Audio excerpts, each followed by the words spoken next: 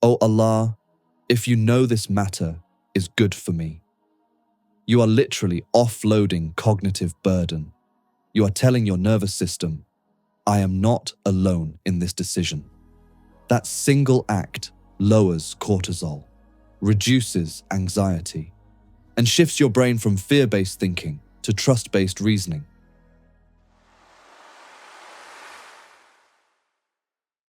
What if I told you that Istikhara is not about dreams, not about signs in the sky, not about a sudden voice telling you yes or no? What if Istikhara is actually one of the most psychologically intelligent decision-making tools ever given to the human mind? And what if the reason you feel confused after praying Istikhara is because you were never taught what it's actually doing inside you? Istikhara literally means to seek what is best, not to seek comfort, not to seek certainty, not to seek control, to seek what is best, even if your ego doesn't like it. And here's where the science begins. Modern neuroscience tells us something fascinating. The human brain becomes paralyzed when it believes everything depends on it. Decision fatigue, anxiety loops, overthinking, fear-based choices.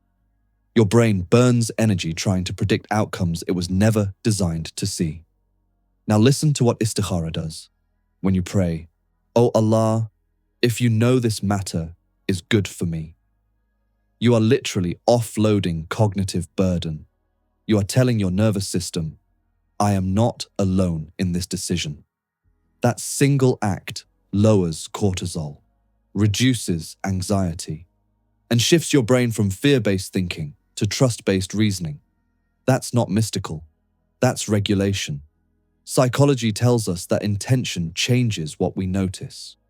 Once you sincerely ask Allah for what is best, not what you want, your mind begins scanning reality differently, not for signs, but for alignment, ease, resistance, clarity, persistent unease. Istikhara sharpens your discernment. You don't become passive, you become more aware. Let's address the biggest misconception. Istikhara is not a fortune-telling ritual. The Prophet, peace be upon him, never promised dreams. He taught movement after prayer. Science backs this. Clarity rarely comes in stillness. It comes in action with trust. You walk forward, and your heart either opens or tightens. Your chest either expands or contracts. That internal feedback, that's your fitra responding. Researchers call this somatic intelligence. Your body knows before your mind does. Istikhara aligns your heart, mind, and nervous system with divine guidance. When something isn't for you, you feel heavy, delayed, blocked, uneasy, even if it looks perfect on paper.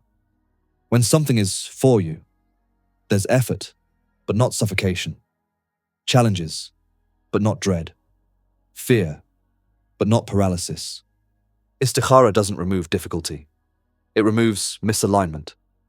Think about the choices that broke you, the relationship you forced, the job you ignored red flags for, the decision you made while begging Allah to make it work instead of asking Him what was best. You didn't lack intelligence. You lacked surrender. Istikhara is not asking Allah to bless your desire, it's asking Allah to override it. And that's terrifying. Until you realize something powerful, trust changes outcomes. Studies show that people who release excessive control adapt faster, recover quicker, experience less regret. Istikhara trains you for exactly that. It immunizes you against obsession with outcomes. You stop asking, did I choose wrong? And start believing, if Allah allowed it to continue, there is wisdom here. That belief alone protects your mental health. Istikhara is not weakness. It is intellectual humility. It is admitting, my data is limited. My vision is partial. My emotions are biased. and choosing to consult the one who sees past, present, and future simultaneously. That is not blind faith. That is the most rational decision you can make. So the next time you pray Istikhara, don't wait for a dream. Watch your heart. Observe the ease. Notice the resistance. Move forward with integrity, not obsession. And ask yourself this: if Allah answered your istikhara not by giving you what you want, but by protecting you from what would break you, would you recognize that as mercy? And when the path unfolds in ways you didn't expect, will you trust that the one who guided your heart also guided your destination?